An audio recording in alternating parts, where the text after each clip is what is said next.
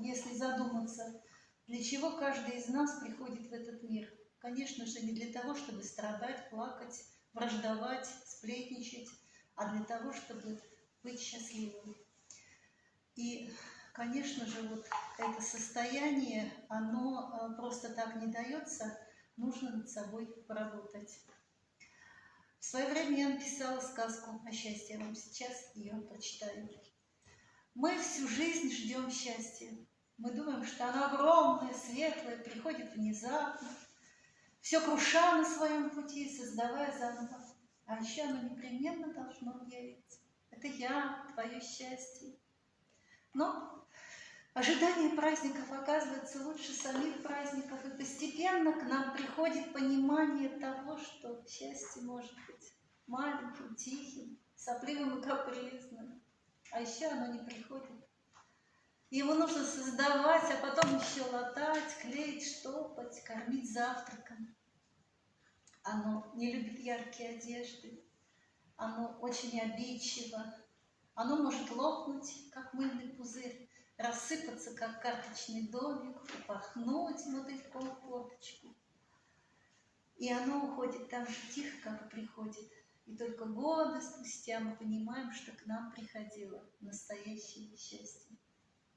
Почему же одни люди приходят в этот мир с улыбкой, такие везунчики, и все у них легко, и все им дается, а другим как-то вот не везет, и преследует их неудачи, злой рок. Но вот сейчас я хочу вам показать одну книгу. Книга эта называется «Она полетела», она все-таки полетела. Это автобиографическая повесть, над которой я работала больше 20 лет, но написано оно легким языком, и в принципе это вот такое пособие, как научиться справляться с невзгодами и стать счастливым. Книгу эту я посвятила моему папе. Это удивительный человечек, который научил меня мудрости, терпению, рассуждению, привил любовь к нашему родному русскому языку. Почему? Потому что он у меня из глубинки, из деревни, из рода староверов.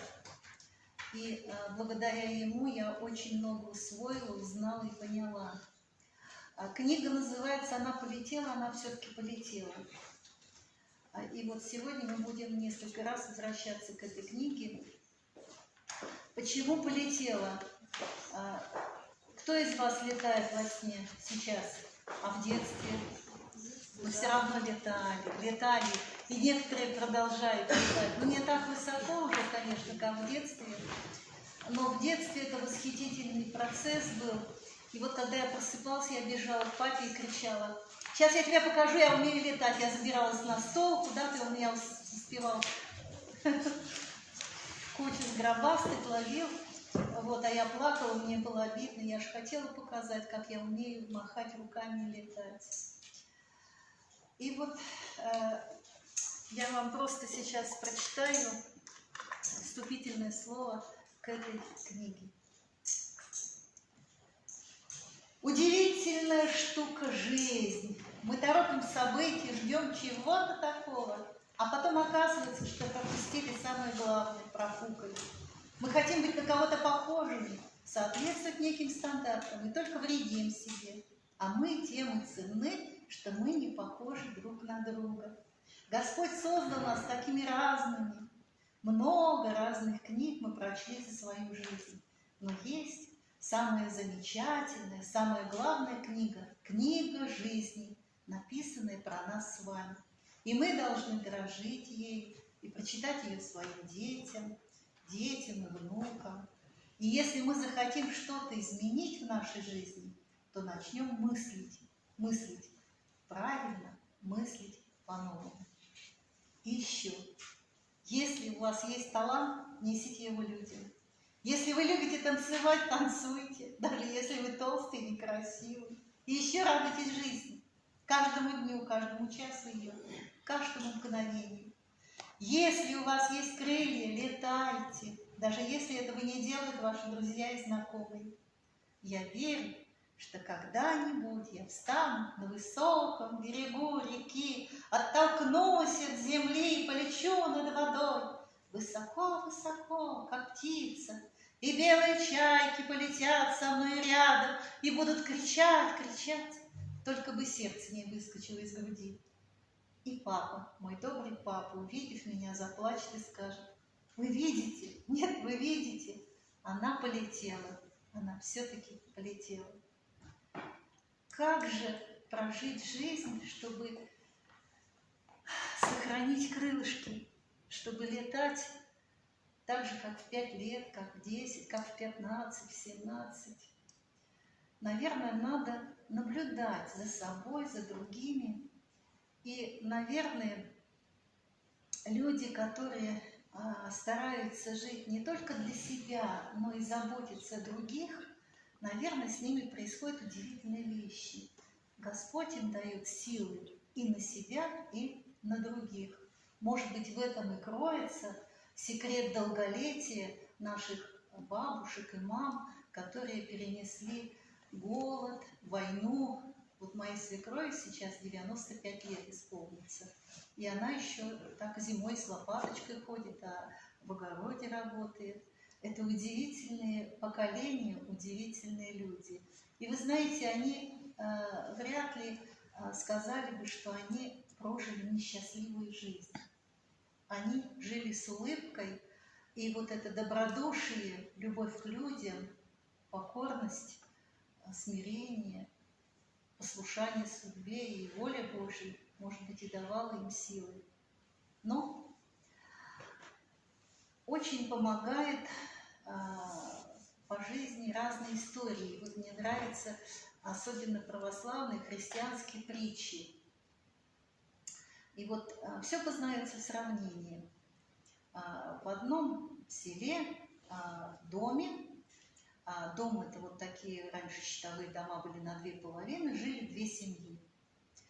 В одной половинке жили муж с женой, которые с утра до вечера ворковали, как 2 голубка.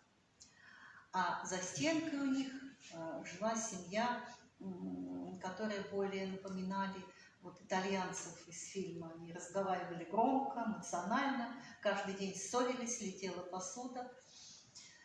И вот однажды в этой шумной семье жена говорит мужу: сходи-ка, постой под окнами у нашей соседки и послушай, чем она своего мужа берет, и что это он прямо вот вокруг нее ходит, и она тоже курлы-курлы. Наверное, она что-то ему, может быть, подливает. Сейчас у них обед, ты сходи, постой, посмотри и послушай. Ну, муж знал, что с женой спорить бесполезно. Была весна, цвела сирень, он взял секатор и пошел к соседям под окном. В это время соседка убиралась в комнате, вытирала пыль, поставила хрустальную вазу на край. В это время раздался стук, муж пришел на обед. Конечно же, первым делом он раскрыл объятия, чтобы обнять свою супругу. И так бывает, красивая хрустальная ваза полетела со стола и разбилась вдребезги. Ой, что я наделал, слон в посудной лавке. Да что ты, милый, это я виноват, это я поставила эту вазочку на край. Купим новую. И вот озадаченный сосед с веточкой сирени возвращается к супруге. Ну что, скажи, чем она его там берет, что она там? Ты знаешь, вот у нас с тобой все правы, а у них все виноваты. Иногда бывает обидно признать, что ты виноват, когда знаешь, что ты прав. Но ради мира и согласия, ради любви в семье, иногда нужно попросить первым прощения.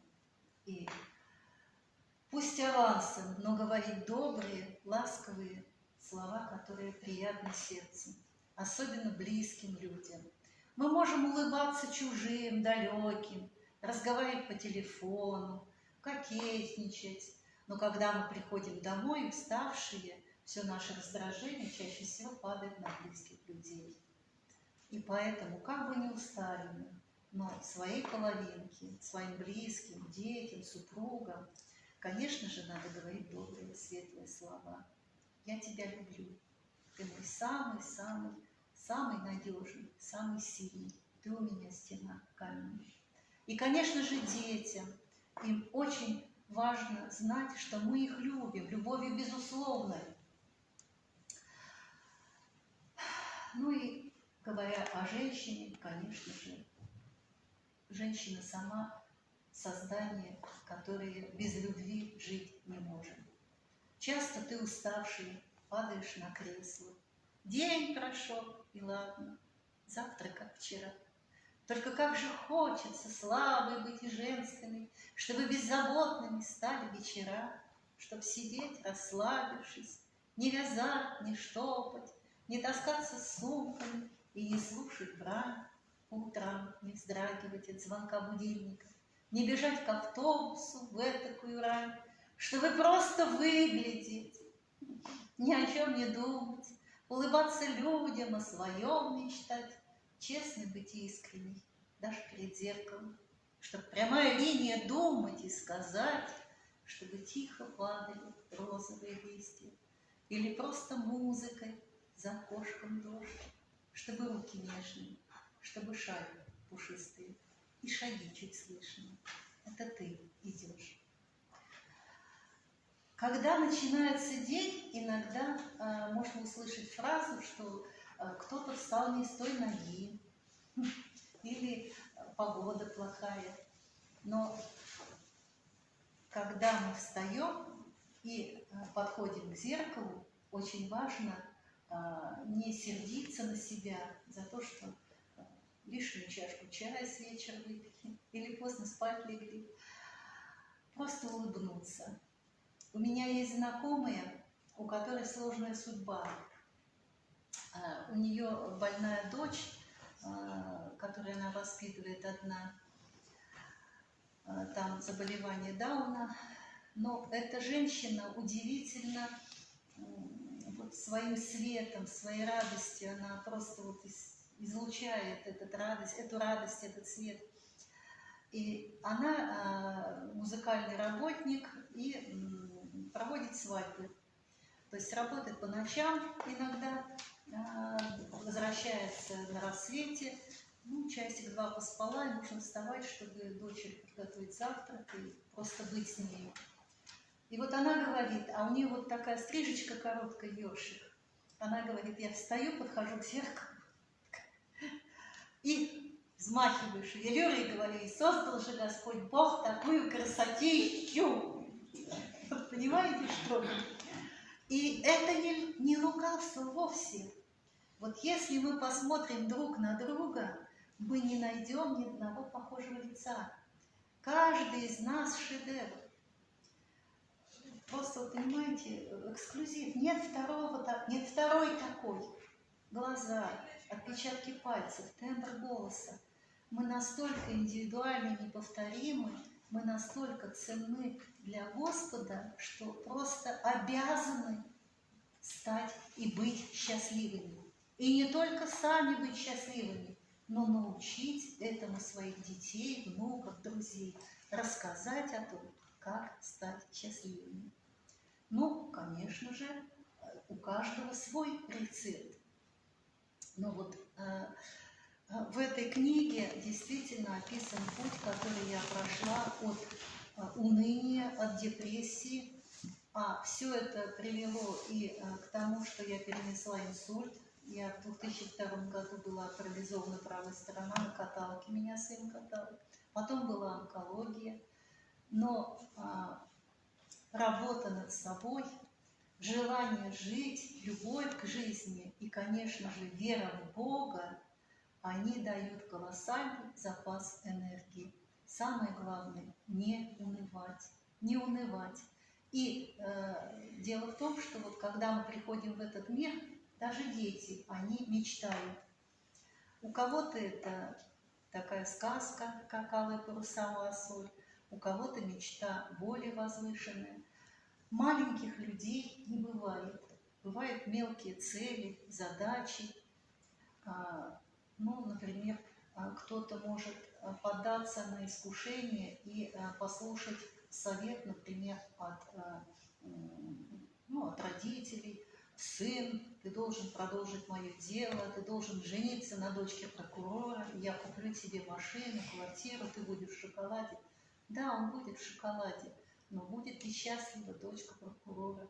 И будут ли счастливы их дети, которые родятся без любви? Конечно же, в каждом из нас живет дух авантюризма. И вот эта мечта, которую мы должны лелеять и растить в своем сердце, это не что иное, как задание, с которым мы пришли в этот мир. И вот представьте, если мы постоянно вспоминаем то неприятное, то страшное, которое произошло с нами когда-то в детстве или в юности, эту обиду или эту травму, то мы качаем свою энергию в прошлое. Мы постоянно, мы болеем, мы возвращаемся, мы вот это перевариваем. Откуда этот дух уныния? Конечно, с этим нужно справиться. А если у нас есть мечта, и мы представляем этот прекрасный, удивительный день, который наступит, который будет озарен светом солнца, то мы свою энергию качаем именно в этот счастливый день. И когда он наступит, он будет наполнен светом, радостью. И, конечно же, дух уныния недопустим. Нельзя унывать. И только поэтому нужно говорить своим близким, что мы их любим, что они нам нужны. И, конечно же, говорить своим детям, что бы ни случилось, мы, или я, там мама говорит, я с тобой. Я хочу вам рассказать тоже вот одну историю, которая случилась в маленьком городке. В этом городке жили муж с женой. Возможно, они были врачами или педагогами. И их знали в городке как очень порядочных людей. И вот у них был единственный сын, Свет в окне, который попал в дурную компанию. И случилось так, что он был, в общем-то, посадили его, в общем-то, было места заключения отправлены. Срок был небольшой, но, в общем-то, тут этому предшествовал разрыв с отцом. И вот наступило время, когда прошли эти 3 или 4 года, и он выходит на свободу, пишет письмо родителям. Дорогие мама и папа, если вы простили меня, если вы хотите меня видеть, я буду проездом такого-то числа в нашем городке. И я буду проходить мимо нашего дома. Если вы хотите меня видеть, повесьте, пожалуйста, белый носовой платочек на форточку в моей спальне. И вот этот день. Одному Богу ведомо, что творилось в душе этого молодого человека, как колотилось его сердце, когда поезд остановился на перроне, когда он сошел, когда он увидел знакомую аллею, тополя, воробьи купаются в пыли, когда он шел знакомой улицей, и вот сейчас за этим поворотом он увидит отчий дом. Будет ли там висеть этот белый носовой платочек на форточке спальни? Он встал, на минуту замер и шагнул. Боже мой, что увидел! Весь дом был увешан белыми платками, платочками. А на антенне вверху полоскалась целая простыня. И его мама и папа стояли на крылечке и махали им, махали. Конечно же, он бросился, он упал к их ногам, он обнял их. Мама, папа, зачем все это? А они тоже плакали и говорили: сынок, мы так боялись, что ты не увидишь этот маленький белый носовой платочек. Боже мой, как часто бывает, что люди расстаются из-за какой-то глупой нелепости, из-за непонятки. И когда по гордыне, по самолюбию или из страха просто боятся вернуться, попросить прощения, и просто думают, что все это напрасно, что нас не любят, нас не ждут, что мы никому не нужны. Существует такое искушение, которое бывает в конце пути. Человек года идет к своей цели, преодолевает трудности, препятствия, побеждает. И вот уже последний шаг, и вдруг наступает вот это испытание, искушение. Все пропало, это никому не надо. Все было напрасно. И он опускает руки. Нельзя. Как бы не было плохо, как бы лукавый не искушал нас, нельзя терять веру. По вере твоей да будет тебе. Господь творит чудеса.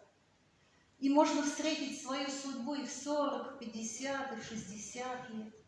И, конечно же, если верить и ждать свои алые паруса, то они непременно придут, эти алые паруса. Господь творит чудеса. По вере твоей да будет тебе. Но, конечно же, просто так ничего не случается. Ничто не случается с нами случайно. Случайная встреча, случайная боль. И если тебя посетило отчаяние, молись, чтобы в сердце вернулась любовь. Два взгляда друг друга коснулись нечаянно. Ты встретил ее, ты узнала его. Ничто не случается с нами случайно. Не чудо спасает, а вера в него. Взывает Господь. От меня это было словами пророков, слетающих с уст.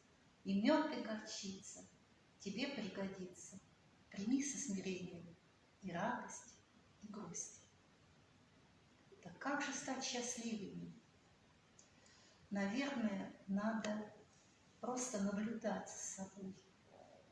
Бывают моменты, когда было весело, радостно, на душе спокойно, и вдруг как-то все переменилось.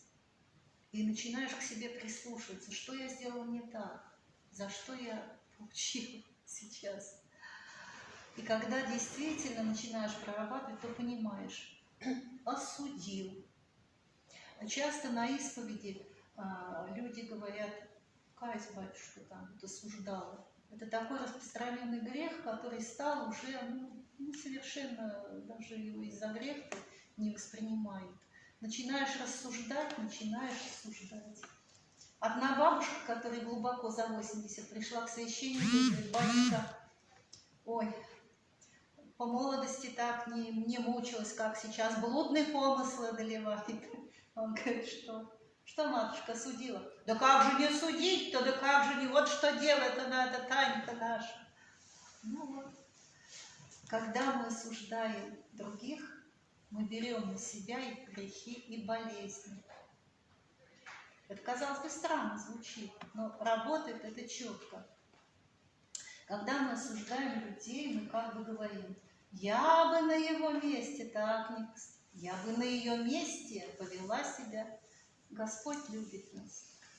Он готов исполнить любое наше желание во благо и спасение души. Он нас ставит на место этого человека. Иногда это очень быстро срабатывает, а мы начинаем удивляться. И что это, и за что это мне, почему это так? Чтобы узнать, что такое осуждение, как оно не полезно, я расскажу вам еще одну притчу.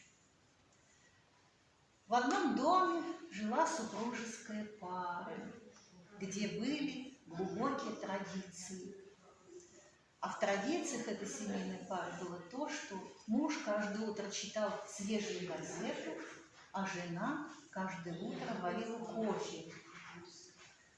Когда муж читал газету и пил кофе, жена вставала справа от него и смотрела в окно, где соседка развешивала белье. Она смотрела на соседку, вздыхала очень тяжело и говорила: когда же она научится стирать белье, какое оно у нее серое. И вот однажды случилось так, что муж проснулся раньше, сварил кофе, и когда жена встала, он уже читал газету и пил горячий кофе.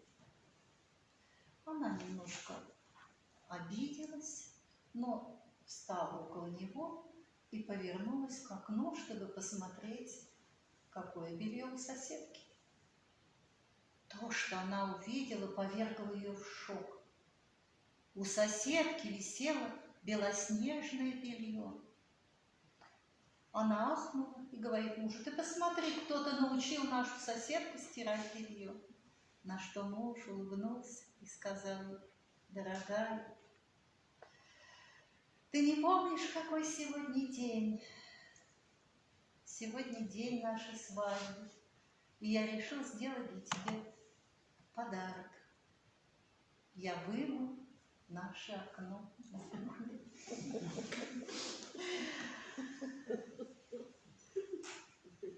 Как важно смотреть на людей открытыми детскими глазами, не вешать ярлык, не спешить ставить какие-то печати, осуждать, просто наблюдать, смотреть и познавать мир так, как делают это дети. Мы учимся в любом возрасте и попадаем в просак в любом возрасте. И тут же, как только сделаем замечание кому-то, сами совершаем что-то смешное и нелепое.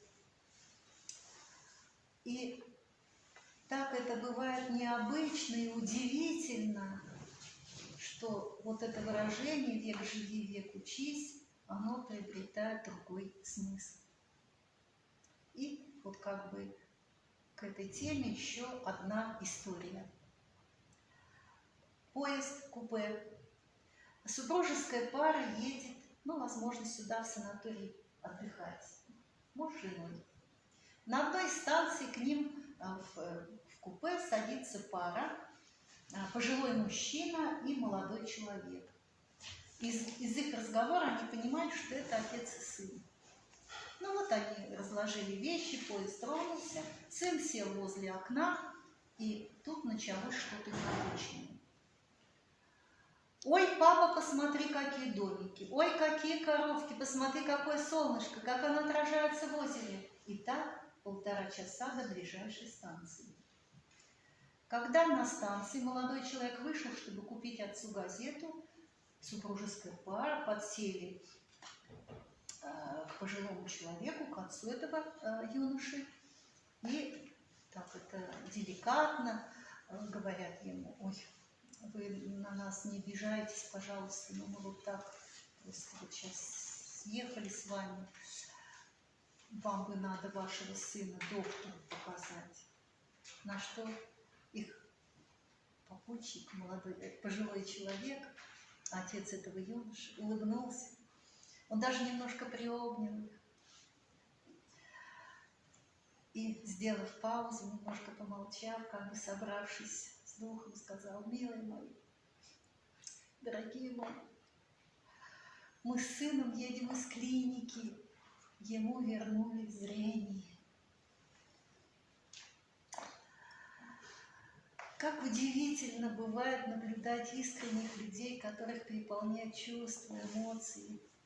Они иногда кажутся невоспитанными, особенно когда они на людях проявляют любовь. Вроде бы это не принято в обществе. Но как приятно видеть такие пары, которые смотрят друг на друга влюбленными глазами. Так как же стать счастливыми? Наверное, еще нужно не только не осуждать других, но и доверять другим, терпеть и прощать близких. А еще нужно верить в них. Однажды у нас в храме служил батюшка с Елмути. В храме было много прихожанок и ни одного мужчины. И вот в конце службы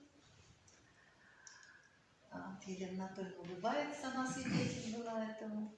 Он говорит: милые дамы, а где ваши мужья, где ваши сыновья, где ваши братья? Что женщины обычно говорят в таких случаях? Да они вот такие вот неправильные, не хотят, не надо ничего. Мы за них молимся. И тогда он задал вопрос: да, скажите, пожалуйста, милые женщины, а что женщина должна делать для мужа в первую очередь? Что вы там, как вы считаете? Женщина, жена? Любить. Любить. А вы как считаете? Любить? ухаживать еще, да? Уважать, верить, кормить. Ну, еще, говорят, детей рожать. А вы знаете, что сказал батюшка? Он говорит, да, это все хорошо, но самое это главное. Женщина должна мужчину вдохновлять. О, вдохновлять. Это удивительно, когда рядом с настоящим мужчиной женщина, которая смотрит на него влюбленными глазами, которая его вдохновляет. И если мы встречаемся с человеком счастливым, уверенным в себе, с мужчиной, который действительно достиг высот в творчестве, в искусстве, может быть, в науке, то, конечно же, рядом с ним был надежный тыл, его ангел-хранитель. Очень важно вдохновлять друг друга.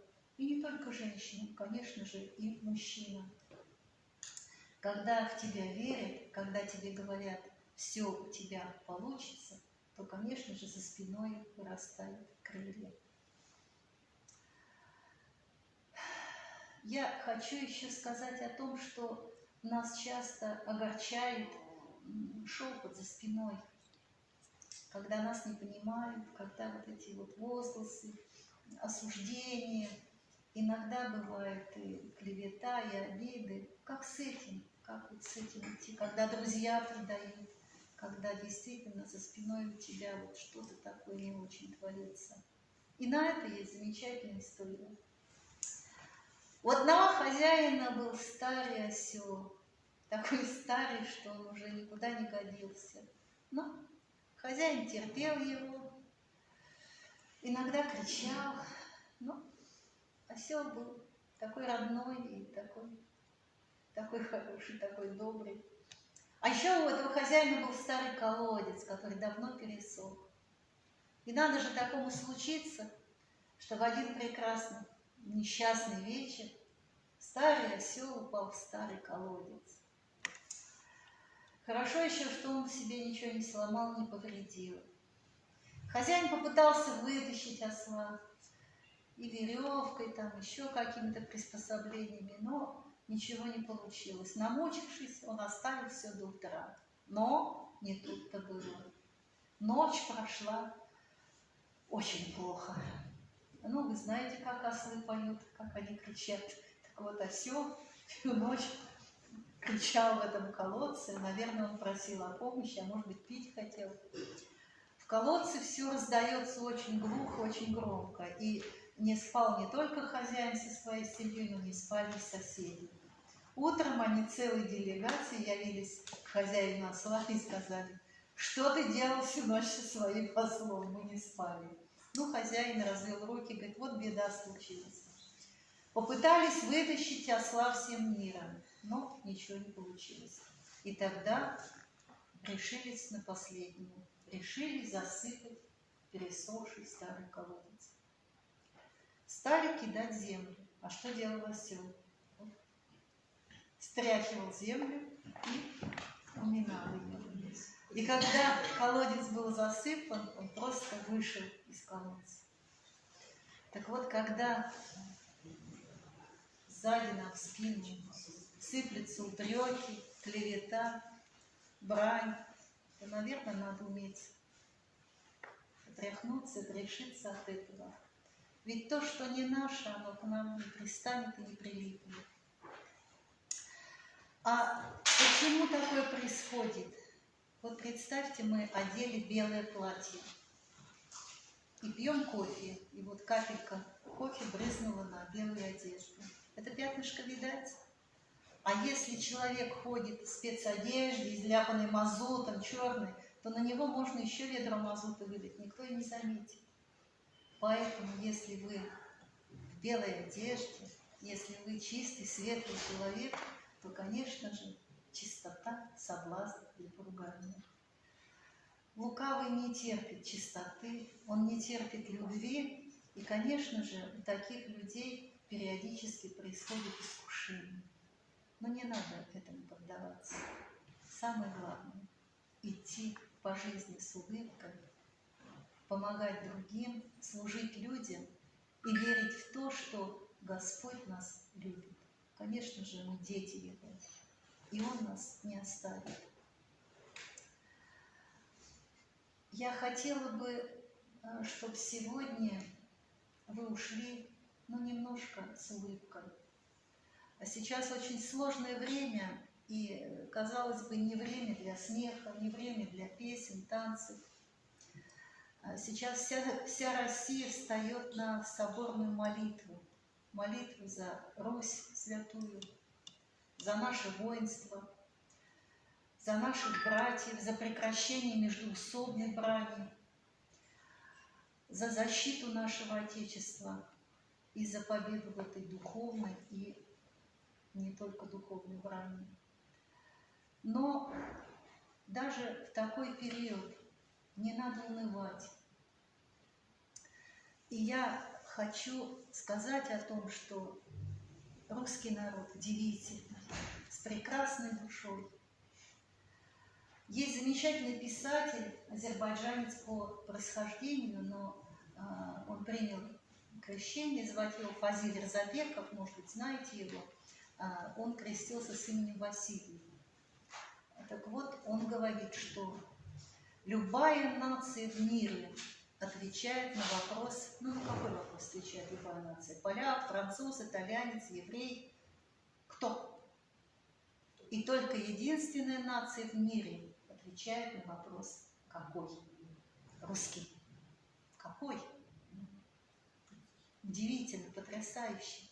Мы над этим редко задумаемся. И представитель любой нации, который живет в России, который напитался русским духом, духом православия, духом братской любви, он становится русским. Да еще если женился на русской женщине, да научился щи варить зеленые, пельмени лепить.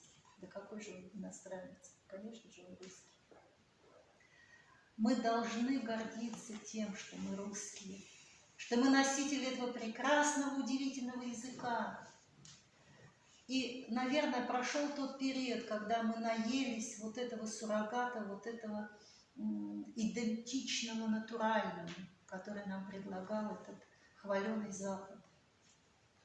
И сейчас мы поняли, что мы строевой лес, и мы должны питаться от своих корней. Мы не пальмы, не баобабы, нам не подходит чужая почва. Только здесь мы можем быть сильными. И мы должны приготовить почву для будущих поколений, наших детей и внуков. Мы должны сохранить память наших отцов, рассказывать им, говорить им правду. И вот этот наш замечательный, великий русский язык, мы должны его сохранить и защитить от западных слов, от искажения, от фразеологизмов, я не знаю, сейчас столько слов, и вот с тобой разговаривают, чего это они говорят, что это такое. А насколько красив наш язык, насколько он теплый. Я еще девчонкой запомнила, как разговаривали наши соседки. Манька, пойдем ко мне, дура, чаю пить. Ай, ты дура хороша, да чего ты дура? Ай, ты дура, и умна же ты дура. Ой, а тебе чай-то с чем? С малиной, али с мелиссой, а сахару-то? С кускового, аль колотого? И вот этот говор, он удивительный, доброта. Вначале я говорила, что мой папа, он из староверов, из глубинки России, из Сокольского района, деревни Прудово.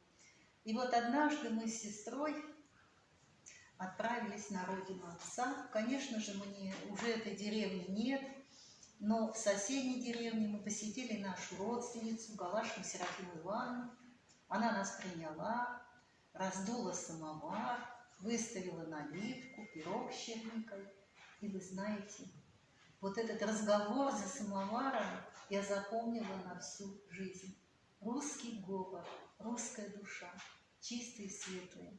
Вот эта встреча с человеком, который, излучает счастье, казалось бы, живет в деревенском доме, печка, общение, с коровой, с курицами, с кошкой. Но столько доброты, столько света. И вот я сейчас хочу вам передать кусочек вот этого счастья, вот этой теплоты, этого русского говора. Повадился ко мне курей воровать чей-то пес. Уж я и клетушку запирала, ворота санями припирала. Все едино в мань окаянную курчонку утащит. Я сижу, с вечера жду. Как заслышу я на дворе шум, с лампой туды, но токмо хвост и мелькнет. Но изловчилась я, ухватила эту псину за хвост. Крепко ухватила. А он нет таки сыровитный. Вот елся на моих курях, через весь двор меня протащил, и я со всего размаху буратину толбом трясь, аж в глазах-то у меня и померкло. Утром встала, головушка болит, а под глазами-то круги синие, а и скотину-то поить надо. Взяла я промысел и поводу. Иду, а Тарас Манькин у своего дома снег кидает и говорит мне: «Что это ты, Дарья, мне не кланяйся?» А я в ответ: «Тьфу на тебя кланяться, он только алкашку вора чуть в усмерть не убил и последнюю курчонку со двора снес». Ну, Тарас Манькин божится, что ихний пес на цепи всю неделю. Пошли мы к этому дому. Вот он мне говорит, и пес на цепи, и следов рук его не видать, не мог его с утра на цепь посадить. Гляжу я на ихнего пса, и сумление меня берет. Не мог меня этот пес через весь двор протащить. Я женщина тельная. Пошли мы к новому дому, я ему на следы кажу. Вот он со двора пришел, вот и кровь на снегу, и следы видать. Присел Тарас Манькин на корточки, затылки почесал и говорит мне таким загадочным голосом: «Эваны что далее, а и следы-то волчьи». Он не делал третьих слов, внутри все захолонуло, особливо, как вспомню, что я ентого волка за хвост таскала, так до сих пор волк чешется. А то было дело почише. Пропивали мы Манькину племянницу. И гармонист, что огонь, так и зажигать, так и подналивать. Ну, все путные гости домой подались, а пора им нечего знать. Иду я, снежком прикусываю да приплясываю, жар во мне да кураж. Ну, вышла я в поле, луна светит что днем. Иду я и гляжу, это впереди, что это чернеется впереди, да. И гляжу я, не равно еще какой-то гулящик справляется, да плохо что-то так идет, все больше на четвереньках. Но я думаю, мне не буду, догоню его, помогу ему прямо прийти с Божьей помощью. И только я Бога-то помянула, как умолкла гармонь-то. Гляжу, где это я? Поле, луна светит, светло, что днем. И впереди что это чернеется. И тут это что это встала во весь рост. И вижу я, что не человека-то вовсе, а медведь.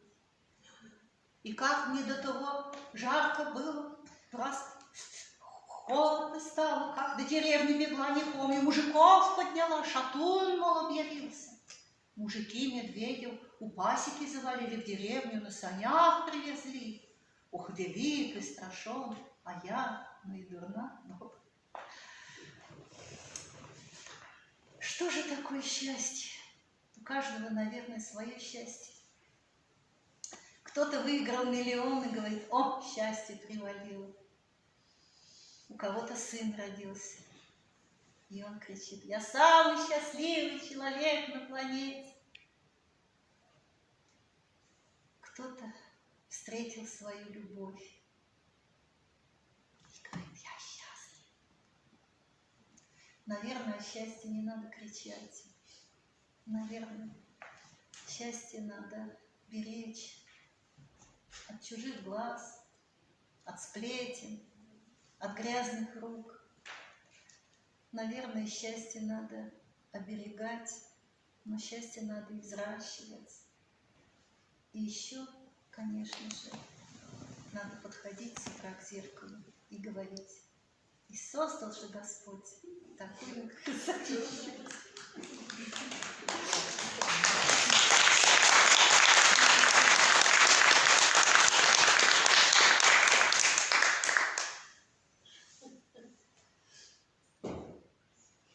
Что-то не закончено. Может быть, какие-то вопросы есть? Растрогали до слез. Да. Спасибо вам большое. Спасибо, все наулыбались. Вы знаете, счастливым человек, который по жизни жил без бед, без скорбей, редко может стать. Обычно счастливыми люди становятся после того, как прошли огонь и воду. Когда прошли испытания, искушения, когда научились ценить жизнь, каждый ее глоток. Когда они поняли, что самое дорогое – это то, что рядом, то, что твое. Вот раньше я не понимала сказки, фильмы, зачем человек уезжает, ходит за 3 моря, потом возвращается и понимает, что вот оно его счастье, оно дома, оно его ждет. Наверное, нужно пройти определенный этап, внутренние изменения и научиться воспринимать то, что тебе дает Господь, как дар Божий, как царские дары. И увидеть в человеке, который рядом с тобой, действительно родную душу. Не всегда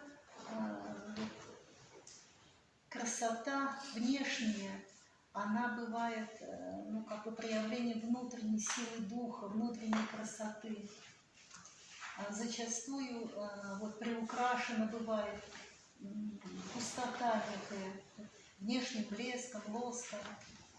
И зачастую серая мышка или там какой-то неприглядный человечек, когда он открывается, он поражает своей жертвенностью, глубиной души, преданностью. Конечно же, я желаю каждому из вас и каждой из вас научиться создавать счастье, ценить счастье, дорожить этим счастьем, научиться излучать свет, излучать мир, так, чтобы, когда вы входили в комнату, люди не сжимались, не хотели бежать, а бежали к вам навстречу и просто обнимали вас, стремились просто прикоснуться и побыть с вами. Это очень здорово и прекрасно, когда дом наполнен детскими голосами, смехом. Не надо стесняться танцевать, петь песни в любом возрасте. Ну, что еще сказать?